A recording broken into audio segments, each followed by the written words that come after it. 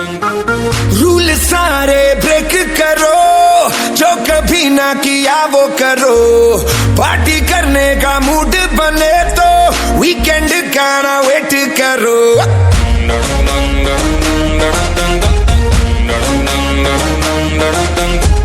Rule सारे break करो, जो कभी ना किया वो करो। पार्टी करने का मूड बने तो वीकेंड का ना वेट करो। अरे कॉमन ये सबके विचार होने चाहिए। हफ्ते में 4 शनिवार होने चाहिए। हफ्ते में 4 शनिवार होने चाहिए।